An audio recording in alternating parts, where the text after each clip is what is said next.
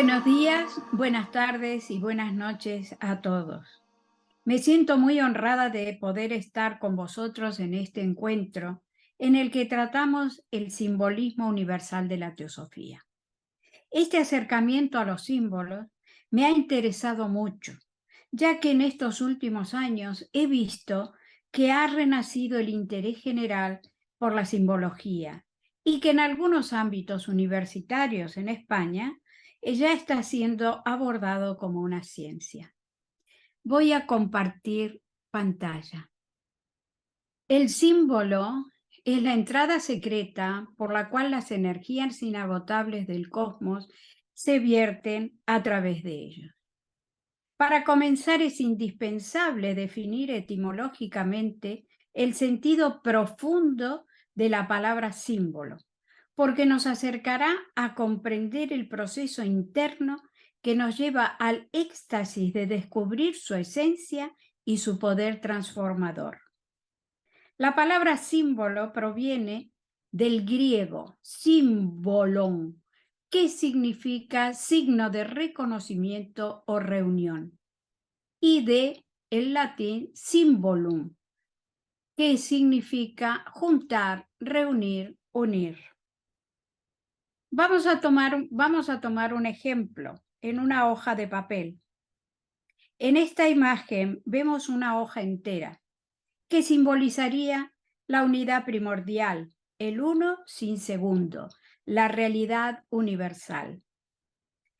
Cuando la hoja de papel se rompe en dos o en más partes, simbolizaría la manifestación de la unidad en la multiplicidad, en la que se produce una aparente separación, ya que cada parte guarda los mismos elementos primigenios de la unidad. Esta otra imagen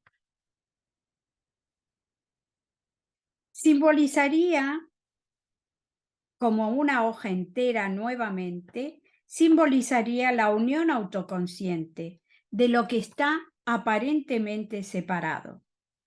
Ha pasado por un proceso de reparación en el que finalmente se produce la reunión, el retorno a la unidad.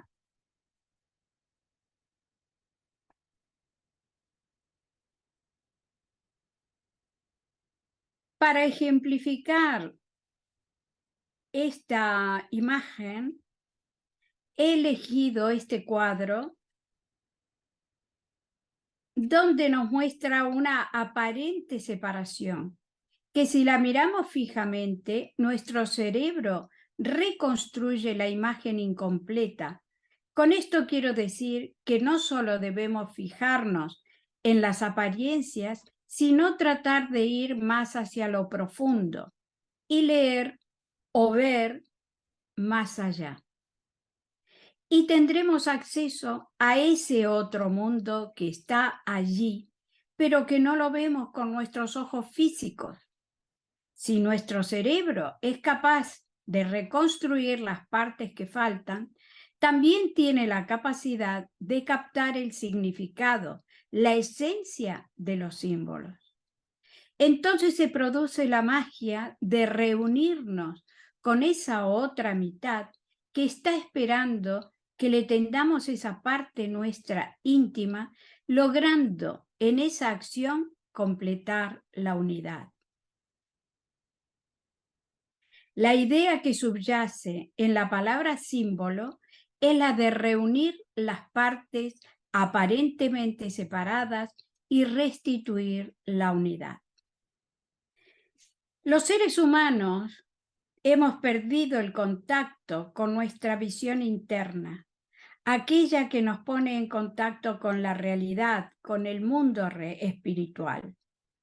En la medida que se pierde esta actitud de penetrar en nuestro mundo interior, se han ido perdiendo las claves para ver y comprender más allá de lo que nuestros ojos físicos nos muestran. La forma en que vivimos nos hace perder nuestras capacidades creativas, reduciendo cada vez más nuestro campo de expansión de la conciencia. De alguna manera nos aísla de nuestro entorno y de nosotros mismos, llegando a desarrollar un cierto hedonismo, que es la búsqueda del placer sensorial e inmediato, y que ejerce un encanto como el de las sirenas de Ulises.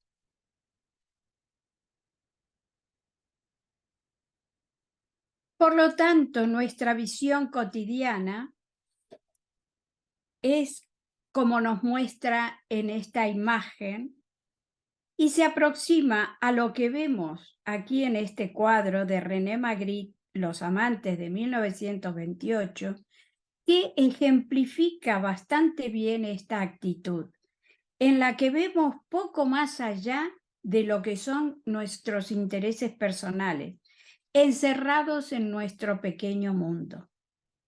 Y cuando salimos de nuestro pequeño mundo, tendemos habitualmente a la visión turística, que miramos sin ver. A veces hay algo que nos deslumbra, como por ejemplo la hermosa ciudad de Venecia, a la que le sacamos unas fotos para mostrarla a nuestros amigos. Y hasta allí llega nuestro interés. Estos ejemplos los podemos trasladar al adormecimiento paralizante que hemos ido desarrollando, de tal manera que frente a un símbolo reaccionamos con una total indiferencia. Pero es necesario despertar a otra visión.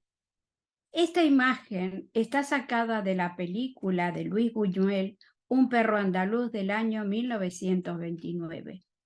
Y en ella nos transmite claramente la necesidad de despertar, de abrir el ojo interno, de ampliar nuestra visión, que nos permitirá realizar una búsqueda profunda desde la intuición y así conectar con la conciencia universal. Y luego tenemos la visión del sabio, la doble visión. En esta otra imagen podemos ver una pintura de Cangie, que vivió aproximadamente en el año 2650 a.C., en China, al que se le atribuye la invención de la escritura china y cuya leyenda dice sobre él que sus 4 ojos son capaces de penetrar en las profundidades de los misterios más profundos para descubrir la verdad. La realidad que aparece a los ojos del hombre exterior no es la misma que la que contempla aquel que tiene abiertos sus sentidos interiores. Esta es la imagen simbólica del sabio que conoce los 2 niveles, la realidad externa y la oculta.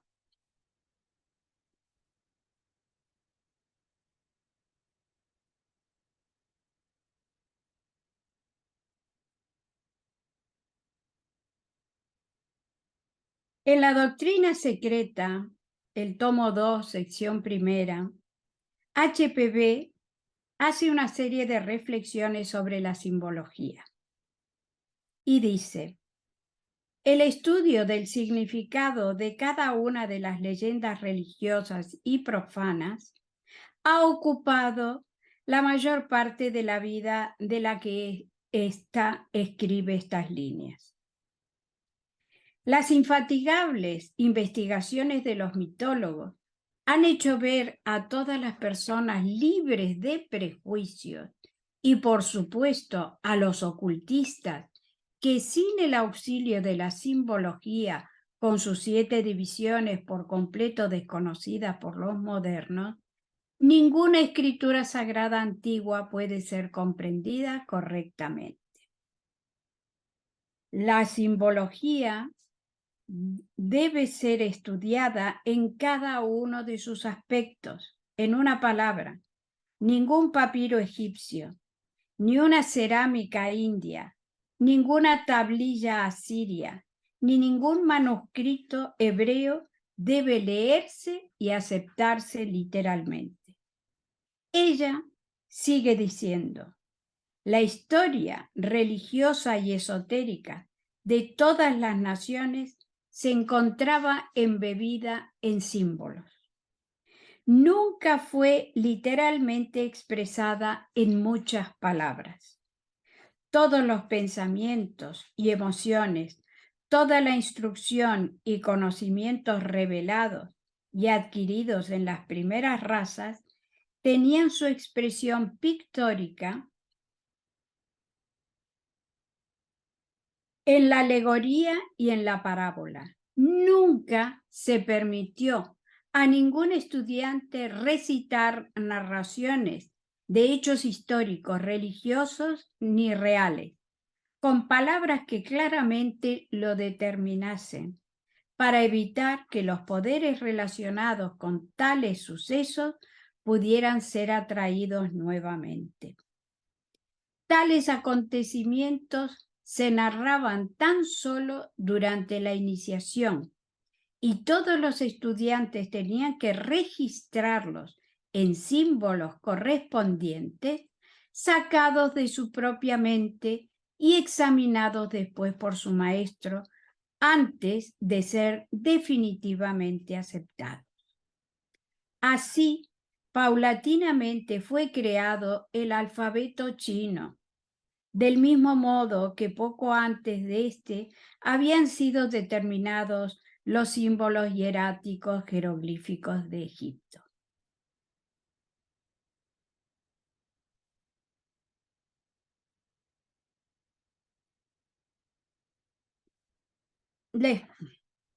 HPB también nos habla de un lenguaje universal ancestral. La explicación de los principales símbolos y emblemas sería excesivamente difícil de comprender sin un conocimiento preparatorio, al menos de los símbolos metafísicos.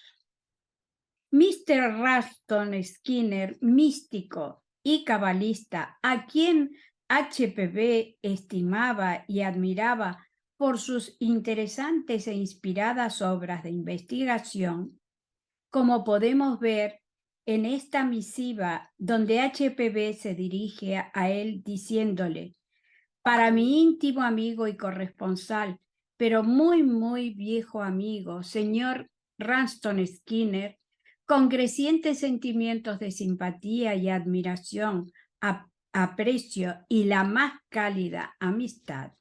HPB, Londres, mayo 1887.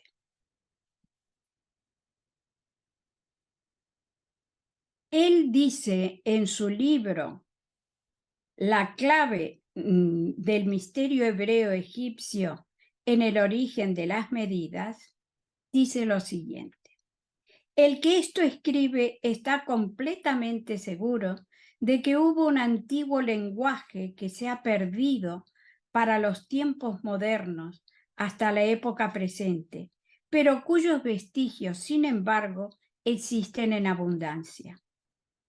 La particularidad de este lenguaje era que podía estar contenido dentro de otro, de un modo oculto, y que no podía ser percibido sino con la ayuda de ciertas instrucciones especiales.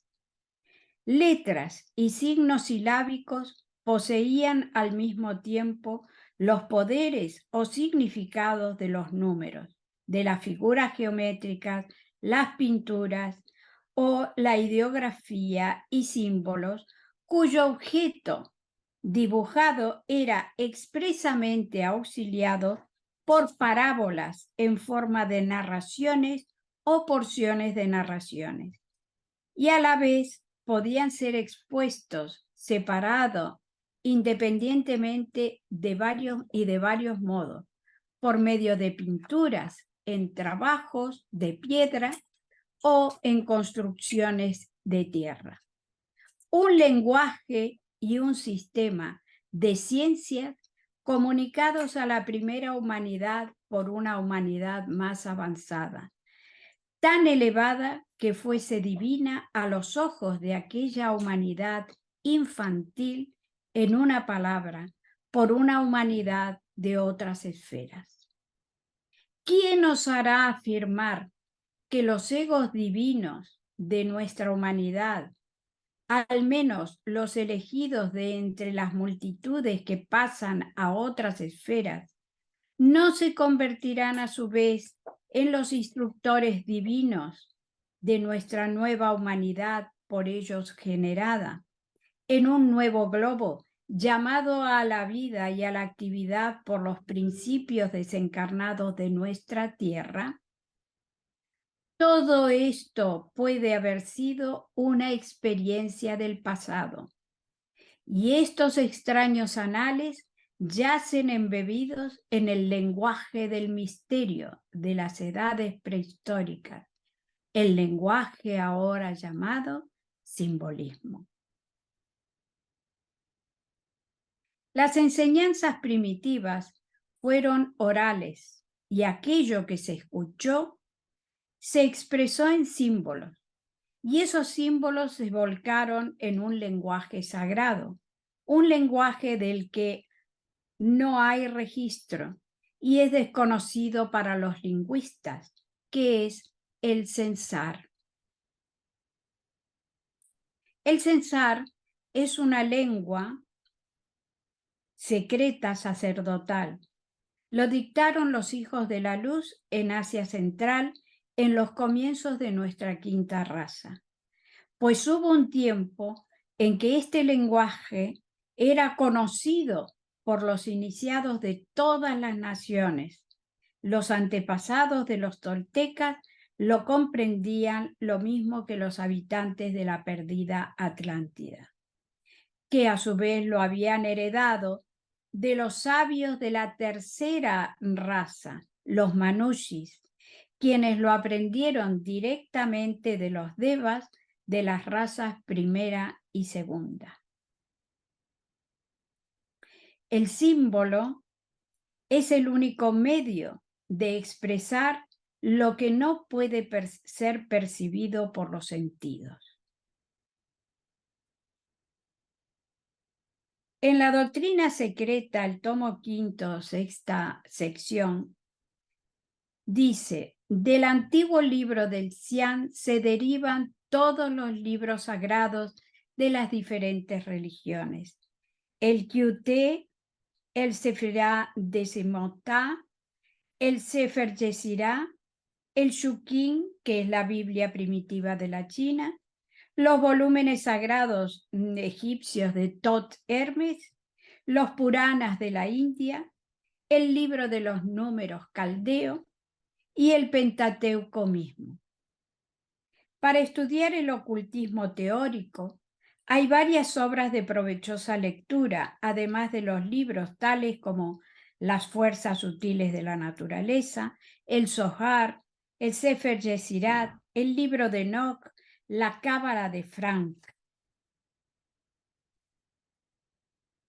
Muchos son las obras para los estudiantes adelantados, mas solo pueden ponerse a disposición de discípulos juramentados o chelas que han contraído el solemne compromiso que les da derecho a protección y ayuda. Todas las cosmogonías, sin excepción, se basan, entrelazan e íntimamente se relacionan con los números y figuras geométricas. Para mayor provecho de la humanidad, han de revelarse tales verdades poco a poco y con muchas precauciones, pues la mente pública no está aún preparada para ellas. He puesto unas imágenes de lenguas antiguas, como por ejemplo el telugu, el sánscrito, el arameo y el hebreo. Ahora tenemos métodos de transmisión. Las disciplinas de iniciación en los conocimientos profundos varían de escuela en escuela, así como el énfasis que se pone en ellas. Depende si el maestro enseña por medio de imágenes o utilizando el procedimiento oral. El método epóptico es el que penetra en los misterios por medio de las imágenes. El método mistagógico, por medio de diálogos a través de los cuales se transmiten los misterios. Las escuelas griegas mezclaban el método mistagógico con el epóptico. El poder del antiguo método epóptico lo podemos ver en el libro de Siam, de donde HPB sacó la inspiración para interpretarlo y volcarlo en su libro La Doctrina Secreta.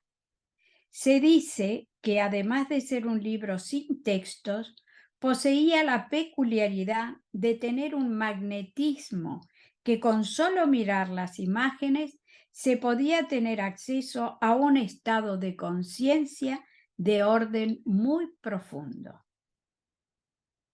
Los símbolos pueden prescindir de los mecanismos pensantes del cerebro para actuar directamente sobre el alma. Así es como funcionan algunas formas de arte, tendiendo puentes entre la conciencia física y la suprafísica. Ahora vamos a explicar el proceso de unión con el símbolo. Después de todo lo que hemos estado viendo, podemos entender mejor la función del símbolo, que nos lleva a través de un proceso natural de observación y comprensión a una percepción de su esencia. Es importante que haya una actitud mental activa y concentrada sobre el soporte elegido, ya sea una imagen, un escrito, una música, etc. Ya que si no fuera así, se puede caer en la mediunidad pasiva, llevando a falsas percepciones. Una mente así concentrada puede captar en su plenitud el mensaje del símbolo. En esta imagen vemos a una persona en tres situaciones diferentes, observando un cuadro en el que hay un árbol, ella misma penetrando entre dos círculos y luego uniéndose a la esencia de esa imagen. Está en el mundo dual. La persona y la imagen aquí están separadas, pero mientras mira atentamente el cuadro, va penetrando en ese otro mundo que está simbolizado por la intersección de los dos círculos. Uno de los círculos representa nuestro mundo físico y el otro círculo, el mundo de la realidad, el mundo espiritual. Por lo tanto, va entrando por ese portal dimensional en el que su ser interno es el que está conectando con la imagen del árbol y finalmente capta la esencia del símbolo convirtiéndose en él. Ha logrado unirse al símbolo. Por lo tanto, estamos pasando de un mundo aparentemente separado a un mundo donde existe la compenetración con la realidad, captando lo que el símbolo nos transmite directamente desde el pensamiento divino.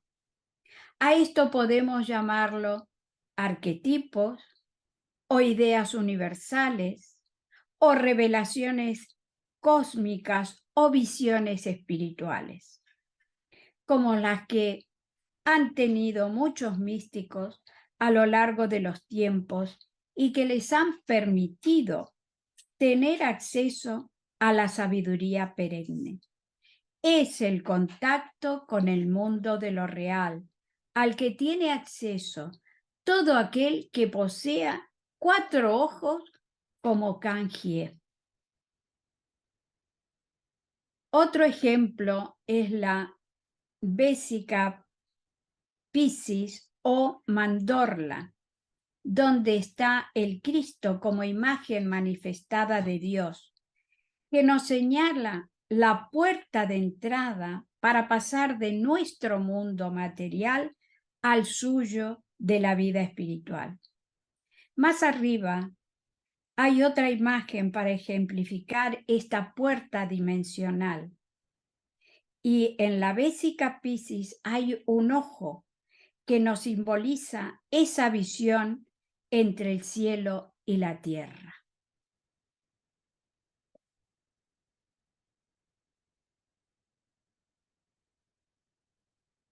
Tener acceso al mundo de lo real o al mundo de la unidad de vida para poder percibir la verdad requiere de esfuerzo y dedicación. ¿Durante cuánto tiempo? El maestro Moria, en las cartas de los Mahatmas, le dice a Judge: esté sobre aviso, mi buen Saib, la tarea es difícil. Y Kaache, en recuerdo de los viejos tiempos, cuando gustaba recitar poesías, me pide que termine mi carta con la siguiente dirigida a usted. No da muchos rodeos el camino hasta la cima. Sí, hasta su final. La jornada diaria ocupará todo el día, de la mañana a la noche, amigo mío.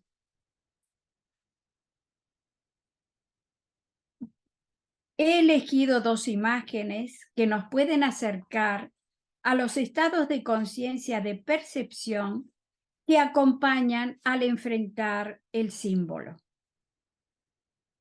Aquí tenemos esta en Paseando por el Sendero de la Montaña de Ma Yuan, del año 1200. Y en esto podemos ver que al penetrar en el símbolo se produce una fusión. Avanzamos hacia él, pero él también avanza hacia nosotros. En esta otra imagen, el caminante sobre el mar de nubes de Caspar David Friedrich del año 1818 nos insinúa que debemos elevarnos a un nivel de conciencia superior para tener acceso a una visión más amplia y real.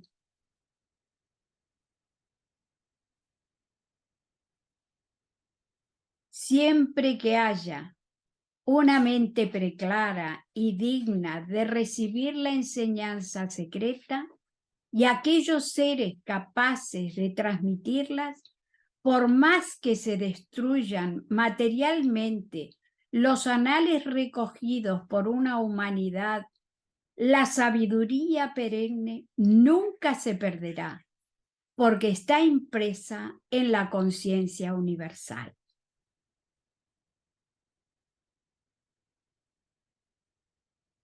Penetrar en un símbolo es una epifanía y a la vez una transformación. Es el encuentro del cielo y de la tierra. Muchas gracias por vuestra atención.